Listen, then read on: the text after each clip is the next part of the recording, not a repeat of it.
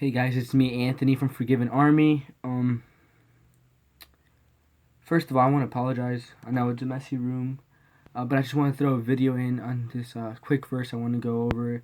It's just a brief, short video, but I just want to go really into depth into this one verse, and then I'll make more videos on those other verses, so we get a better understanding of this chapter we're gonna read today, well, this verse. And well, yeah, let's just get started. The Today's video is titled "Wicked and Righteous." So we're going to be reading from Proverbs 28 verse 1. Like I said before, only this one verse, really get into depth what it means, break it down a little bit, and then we'll go into the other verses. So Proverbs 28 verse 1, and it says, "The wicked flee when no man pursueth, but the righteous are bold as a lion." So let's break it down here first. Let's get part A. It says, "The wicked flee when no man pursueth." So what I understand from this first part is sinners are cowards. Sin makes cowards. So they flee when no man pursueth. They separate themselves from everyone else. When you go up to someone and say, "Hey, do you know about God?" They're like, "No thanks, I don't want to know about this God stuff." They think they have it all handled themselves. So they flee. They know they have no protection. They don't have God's protection. So they just flee from themselves. They're scared. They're scared, even though no one's following them. No one's chasing them down. "Hey, do you know who? Do you know God? Do you know God?" They still flee, separating themselves from everyone else. They know they do something bad. Their conscience knows, yeah, I'm doing something bad, but I'm still gonna flee. They try to run from their mistakes, but it's always gonna be with them. And I've heard many preachers say sin makes cowards, and it's true, as it says it in the Bible. So it's gonna be true. It says, the wicked flee when no man pursueth." And an example I can provide is, let's say you're working and you're doing this job where it involves washing dishes, and you drop a dish and it breaks all over the place. Instead of you admitting that it was you, you just walk away like it was never you. You're pursuing. You're fleeing, even though no one's like pursuing you.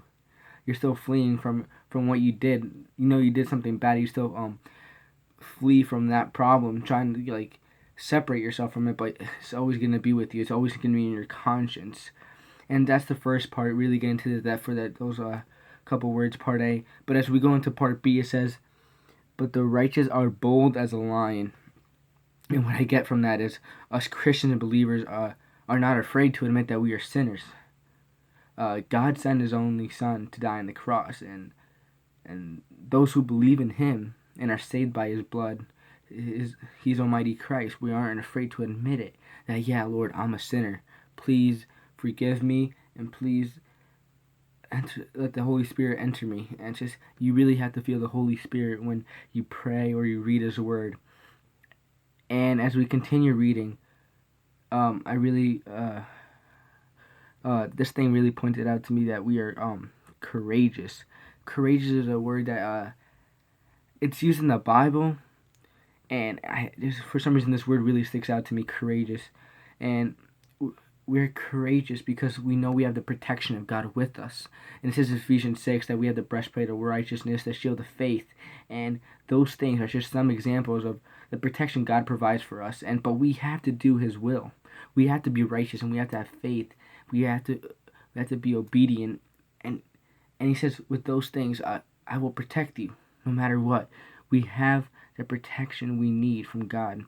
And how are we going to fear anything if we have God by our side? So we stay there. We're bold as a lion. Yes, I did it. Yes, it was me. But I have God who will forgive me of my sins. And no matter what I do, He'll always love me.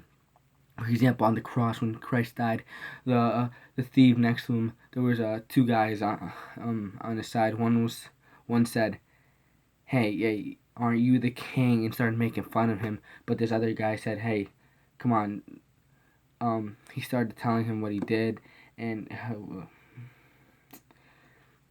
oh man, how did he go again?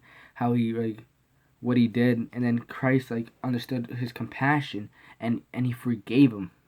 So what I'm really trying to say here is he was courageous to speak up, even though there was someone bad there. He was courageous, and at that moment, Christ said, you will come to heaven, you will come to live in heaven with me. So we have that protection we need, and we should stand bold in front of anyone else. We have to stand bold and courageous. If you go to a public school like I do, we have to be bold and courageous in front of all those wicked people. We have to be bold and courageous and spread this word, no matter what other people think. I wear this shirt all the time. I have other shirts, and people ask me, "Hey, what's that shirt mean?" I explain to them, "Yeah, this is what it means," and I tell them what it means, and go into depth into other verses, and they start actually listening. You think they won't? I never thought they did, but they really do.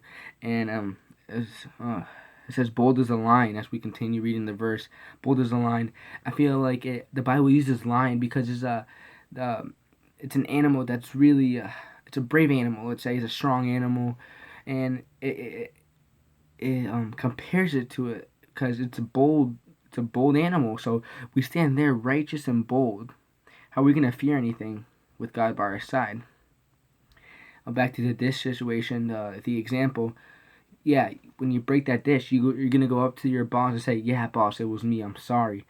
And most of the time, it goes well because the boss understands. Yeah, it's okay. It was an accident. Thank you for coming to me. But the more you flee, the worse it's gonna get. The boss will get mad, and you say, "Oh, who did this? Who did this?" If you don't step up until the last minute and you say, "Yeah, it was me," it's gonna be even a worse situation. So that's just only verse 1. I'm sorry for this brief, short message, but that's only verse 1 of Proverbs 28. And obviously, I'll make other videos on the verses, but I just want to really go into depth into one single verse. And the other videos are also going to be titled Wicked and Righteous, but part 2, part 3, part 4. But this is part 1, and I hope you guys enjoyed. Have a blessed day, and thank you. Also, guys, one more thing. Please leave a like and comment and what you thought of this video, what other things I could have added, and turn on the there's a little bell by the subscription. Turn that little notification bell on. It'll notify you when we post a video right away, and YouTube will just notify you, "Hey, Forgiven Army just posted a video." That way you don't have to keep searching for us. And yeah, thank you guys.